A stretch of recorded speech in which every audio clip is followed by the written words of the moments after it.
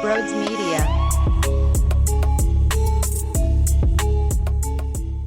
Hello, hello, hello, hello. I promised you that we would do a full-on Flyer show, just basically letting the people react to the Ivan Provorov deal. Now, before we run to the phones, let me just say, Danny Briere is 500 times the general manager that Chuck Fletcher is and ever will be. Seriously, think about this. Chuck Fletcher gave up a second-round pick to get rid of Shane Gostisbehere's contract, only to trade for the rights of Tony DeAngelo and then give him a deal.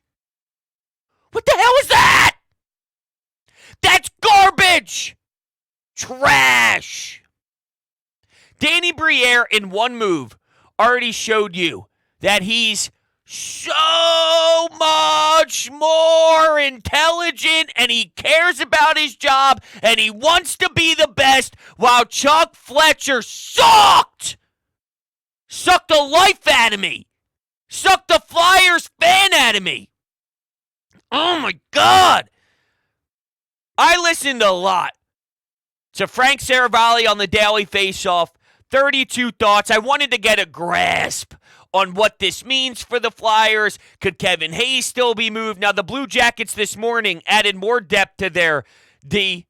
And, you just wonder about, is there space for Kevin Hayes just financially? Here's my fear. Who wants to play for Mike Babcock? Kevin Hayes does have the luxury of saying, no, thank you. Mike Babcock isn't someone people are stoked to play for. Hell, he's probably worse than John Tortorella, and him and Tortorella didn't get along. And it's not probably worse, he is worse. The dude was a scumbag and throwing his players under the bus and sneaking around trying to get information from guys and then telling others in the locker room what was being said about them behind his back. It was nuts. Horrible dude. You go from one extreme to the next, though. Torts to more of a country club head coach to back to a more intense guy. I don't really care about the Blue Jackets. I'm just saying, I wonder what does this mean for Kevin Hayes stuff. Anyway, how about this from Pierre LeBrun? And I promise I won't ramble too much because sometimes I do that, look up and realize that we're 20 minutes in and I haven't shut up yet. This was in The Athletic, Pierre LeBrun. So, for example, my understanding is the Flyers would listen on Travis Konecny if a team really stepped up. I don't believe there's been anything thrown at the first-time GM yet on that front, but from what I'm hearing, league sources are saying that the Flyers will be getting at least one or two serious offers this summer on Konecny, who has 2 more years left on his deal. It'll be enough to make them think about it. The rebuild is on in Philadelphia. So now we're even throwing TK into the mix. Carter Hart's name's been surfacing. Now, Elliot Friedman says he's been hearing mixed thoughts and mixed responses on how active the Carter Hart talk is. Some are saying it's super, super hot, and others are saying, well, they're just picking up the phone and listening. That's interesting. It makes me wonder who wants that info out there, who's using Elliot Friedman as a mouthpiece. Maybe it's Danny Briere. Maybe this is the first time Danny B is applying pressure publicly. So now others hear that, hold on a second, it's hot? Well, if it's hot, I need to get on the phone quickly. I need to call Danny Briere now, because if others are starting to get in their possible trade and starting to throw some of their roster pieces towards Danny, I got to get mine in front of him too. That's how this business goes, man. These national guys, they get used. So, hey, I'll give you information later down the road, but I need you to say this. I need you to publish this. I need you to write about this. I'm just speculating. I just know this happens all around the sports world, no matter if it's Howie Roseman. He does it more than anybody else. He uses that media like it's his bread and butter. If that's Danny B, I wouldn't put it past him. I actually, quite frankly, love this hypothetical that he's doing this. I don't know. I'm just saying it would be awesome. It would be. Frank Saravalli said everyone's on the table except Cutter Gauthier. I love that. Cutter's going to be the man. Now, when people hear that, they go, well, I don't want to trade York, and I don't want to trade Forster. No one's actively looking for Tyson Forster. It's more about a fire sale on the everyday guys that the Flyers play. Travis Konechny scoring 30 goals. Kevin Hayes getting a new sense of life in a different uniform. Those are the style of players that others would be looking to acquire. Tyson Forster, he's got to be a good player. I'm actually intrigued by his ability to score a lot of goals, and his wrist shot is outrageous, and there's something to be said about his ability to snap the puck off of his stick. I do have a lot of faith in him, but no one's calling for those young prospects that aren't ready yet for the league. It's more about who's on their roster now that they think they could tweak. Someone who has logged in a bunch of minutes and maybe needs a new scene. So I ain't worried about the Forsters of the world when you say untradeable. There really isn't anyone who's untradeable. I have thought more about this, though, and I'm less willing to move on from Carter Hart than maybe I thought 5-6 days ago. I just think the kid's going to be a legitimate stud. Now, if it's a haul that wows you so much that you just can't say no, well, then I'm okay with it. I'm not saying I'm a 0% trade Carter Hart guy, but I lean way more towards keeping him in the blue paint than shipping him elsewhere.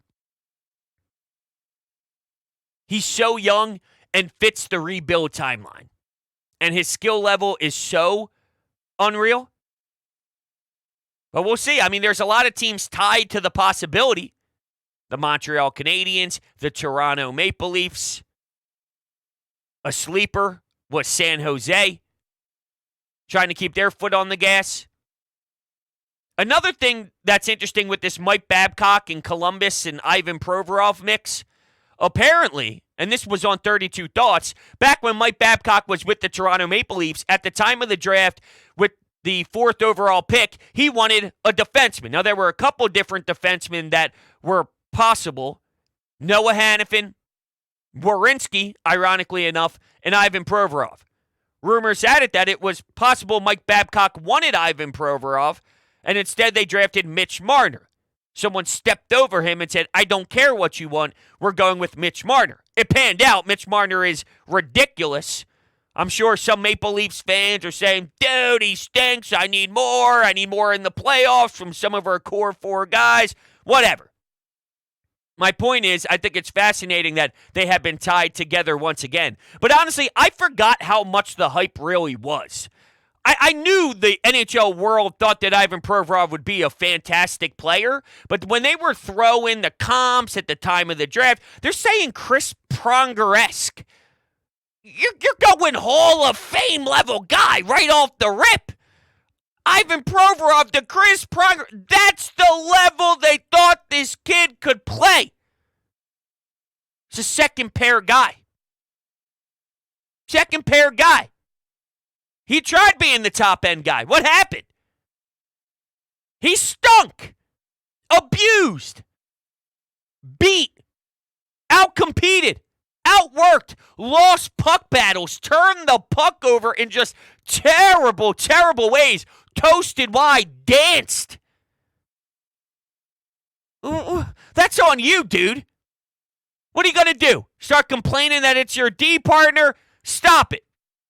The only time he's ever looked good is with Matt Niskanen. That's the last time I remember him actually looking like a solid defenseman. So maybe if you plug him next to someone really talented, it won't be nearly as much of a disaster. And that's true. That's true. His time here was up, though. And I'm happy that this is happening. But Broads, he plays 25 minutes. No. Played 25 minutes because he had to play 25 minutes, 26 minutes. Not because he's deserving of it. He wasn't on this team. All right, I'm shutting up. I'm shutting up. Right after I make this comment. You know what someone heard Briere called around the league? Big brass ones, Briere. That's his nickname already? Big brass ones, Briere.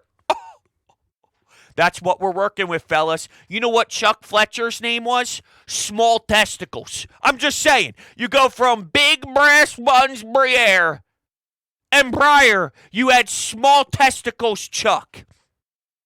I'm just the messenger. All right. Phone lines. Here we go.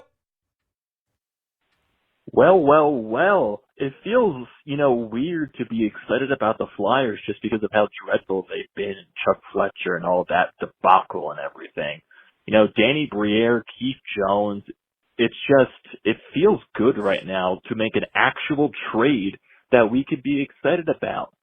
We know we're rebuilding. We need to get some assets, and Danny Briere did a fantastic job in his first trade as a Flyers GM to get 3 draft picks and a guy that was drafted in the second round a couple of years ago. And I can't imagine if Carter Hart is traded. We know this Ivan Provorov trade, you got a lot back. Imagine what you get back for Hart if that's going to be the case. Now I'm excited for the rest of the offseason and see what Danny does. This team's going to get younger. It starts with the upcoming draft. I hope, one of these younger guys falls to them like a Mitchkov. It's a really exciting time, and it feels nice to be excited about the Flyers again. Even though it is a rebuild, I am intrigued by following their ins and outs and every little detail that they do now that I have some trust in the guy who's making those decisions. So there's a lot to unpack there, right? You bring up the name Keith Jones. Well, Keith Jones is very active on a lot of different platforms, stressing the fact that they are going to be looking at replenishing that blue line. Look at the teams that thrive. There's guys on that blue line. It stems from them. And he's right. I mean, it's very difficult to find a pure number one, like a legitimate stud number one defenseman, but you have to. Like, you need to start building and then let your defensive zone dominate. Let your team create odd man rushes and then also shut down the opposing team's top lines. Suffocate teams, make it hard to play against, win your puck battles, make good, strong first outlet passes, battle along the corners and show some physicality, good, hard checks in the corner. So when guys chip it in and then they go in forecheck, they know, okay, this is going to be brutal. It's not going to be easy. Like, I'm going to feel pain because I need to go into a corner and give it my all. But you're getting out-muscled. You're getting stick lift and easily stripped off the puck because there's a defenseman with some size. There's a defenseman with some good stick work. And then before you know it, the Flyers, instead of having defensive zone breakdowns and everybody looking around, you got your skates with your heels to the crease. You got stick in lanes, and you're scanning the defensive zone properly. There's no one left wide open back door. There's no one in the high slot. How many times would we see a center and a defenseman both go towards the corner, and then someone is literally 5 feet in front of Carter Hart with so much space and so much time to either rip it 5-hole, rip it glove side, deke 'em. You can't have that many options. You can't have that much time. So much time that sometimes I think they're uncomfortable with how much time they have. Similar to a three-point shooter without a defender in his face, and he gets a chance to reset, and sometimes too much time actually throws off the rhythm. That's what I saw a billion times last season with Carter. Maybe you look at not just Urson, but what's happening in Russia, with a chance to bring a different netminder over here that would then allow for you to have the luxury of moving Carter. They haven't seen a goalie at all in years, in my whole entire lifetime. I haven't seen a real legitimate goalie here. And then maybe finally when we get one of the best, you also have depth with great talent too. Wouldn't that be ironic? To then give you some luxury to rebuild and reboost this quicker than you anticipated? Just something to think about. Will they trade up in the draft? Montreal's name was mentioned. Could you trade up with Montreal? Oh, you mentioned Grans, the draft pick they got, the trade. He was the second-round pick. From what's being said, he's projected to maybe be a 5-6 D-man, possibly a 7th. Lacks intensity. Here's where you can make the argument that maybe you could pull something out of him. What's Tortorella really good at? what's Tortorella's MO? If you lack intensity, probably won't even play. So you got to bring the intensity. That's the starting point. Does that pressure Grans to have the intensity right from the start? That's sort of the synopsis, though, of who Grans is. So the more you get some information on everything you acquired in this trade, not that it's bad and it's a bunch of assets and you got a lot of juice with it. I'm totally cool with it. I'm just saying, Grans maybe more of a 5-6 D-man second-round pick. Maybe that second-round tag doesn't necessarily describe who he is, and maybe there's more to the development and more to the lack of intensity, just something to note, something to monitor. That's all. I don't know much about the kid. I'm just telling you what I read up and listened about the kid. What's next? Rhodes, Ryan from Tampa. I miss you, man. I'm proud of you for getting on 97.5, so loving it. Thank you. Hey, who would have thought Provorov and possibly Carter Hart could be traded away? Now, some Flyers fans might think that's absolutely nuts and insane, but I will tell you this, in Crossing Broad said it, is that something that Chuck Fletcher would ever do? A move that he would ever make? No. But from what I know from living here in Tampa, and I'm going to compare it to the Lightning, the reason they got so good, the Lightning, is because they built their team, their defense, and they had depth with trades, with draft picks. And I feel like that's what Briere is doing here in Philly. He's getting younger, and let's be honest, this is going to be a rebuild. It's going to probably take 2 years. They're going to have to draft well. They're going to have to get creative with trades. I like it. You got to shake things up a little bit and just start a new era of Flyers hockey. Let's get it going. We see a direction, Ryan. We see a direction, and it's easier to support, even though it's going to take time, when you understand that the people in charge see a vision and then they're starting to execute that vision. There's more belief, and that gets you excited. See, the thing is with Tampa is they have a lot of great players, right? Stamkos and Kucherov and Victor Hedman and Vasilevsky. They got it all through their lineup, and then also they find that added piece, whether it's a deadline move or there's someone who steps up in the postseason. They end up walking because they get a fat bag from a different team in the offseason. They become a free agent. Then they replenish. Then a different line shows up. It's a line outside of Stamkos. It's a line without their top guy, Braden Point. They have so much to work with, but it's also that added depth. How many times do we talk about a third line role? Someone other than the top stars also producing for Tampa. And then if they do move on, someone else slides in. It's crazy. They just have this formula. I think it's wearing you down, though, after so many Stanley Cup runs that sometimes you run out of gas. It's very hard to make it back, very hard to go through the run they did for the last handful of years. But, man, the things that this city would do to ever experience something as cool as that, I couldn't even dream of it because I don't even know where to begin. I want this to be similar to the vibes with Eric Lindros. I want this to be the 90s again when the Flyers were the talk of the town. They mattered. Every night was a big one. We got to tune in tonight. I don't even remember what that's like, where they were so important yet a night-to-night basis. Now, I think next year will be exciting again because it's, all right, how does Owen Tippett continue to improve and, throw in some of these prospects in there, Tyson Forster, Noah Cates with the 200-foot game, Cam York taking strides. I don't know what Sanheim is, and I hate that contract, and I think he's sort of peaked. I don't know how much more he can improve. I think he kind of is what he is. You can get by with what Tortorella got out of Rasmus when Rasmus played his better hockey last year, but it's definitely not worth that cap hit. There's things still weighing you down, but Danny's obsessed, man. Danny's not going to let this thing go. He's going to take it for a ride and show everyone that the work that he put in to earn that chair, you're going to see it. It's going to play out. That dedication will show itself. And I'm looking forward to it.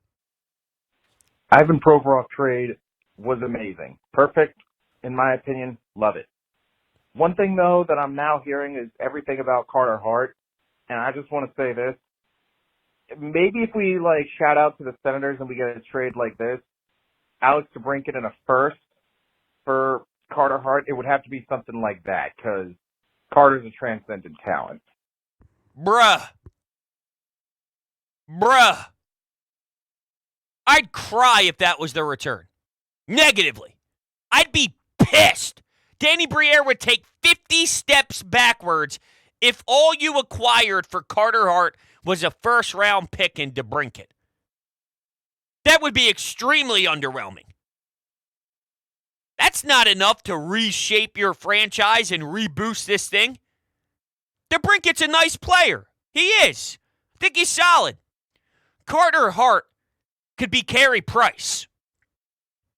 That's the ceiling. He's 24 years old. He already has how much experience at this league? Most guys start hopping in the league now, if not even later in life. He's been through war. He's been through some postseason stuff. He's been through the bubble season. Going to that Game 7 and being down and fighting with the Islanders. There's value in that journey.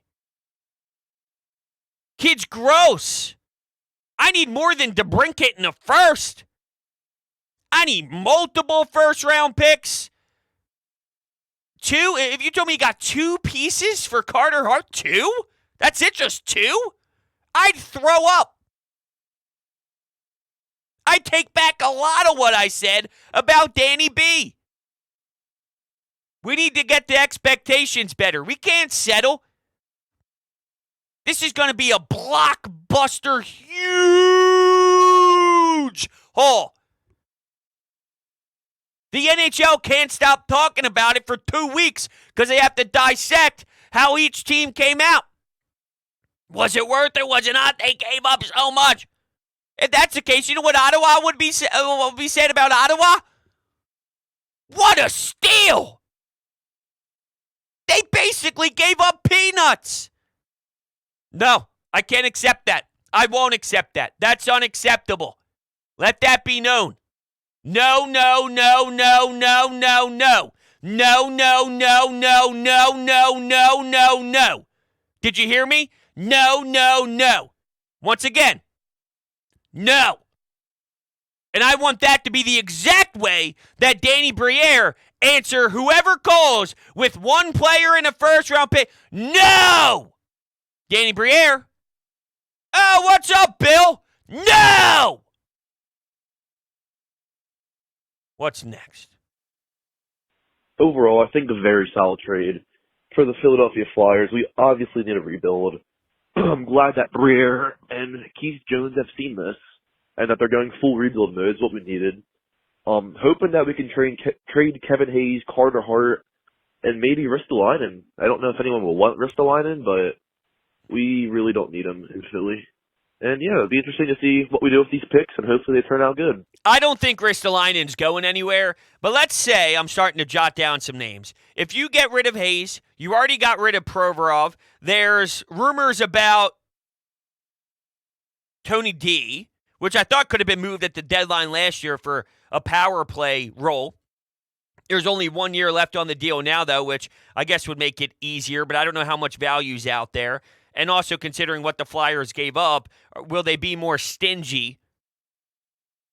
You know, okay, let's look at it this way. I don't know if anyone's huge into the sneaker game, but I'm definitely into the shoe game. And let's say you overpaid for a shoe, right? Let's say you're going to a reseller and there's a shoe that's on the market for $220, but you paid $280 a few months ago when the price is dipping. Well, if you were going to sell it, you're going to be a little tighter on what you sell it for, even if the market has dipped because you paid a premium or you paid a higher price. It wasn't Danny who made that move. So maybe he's more willing to cut bait, especially if we talk about maybe just finding certain guys for the room.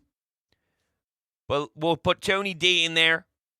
Hayes, Provorov, TK, Carter Hart. Would you be, I'm asking just a question, and you can answer this all individually as you listen.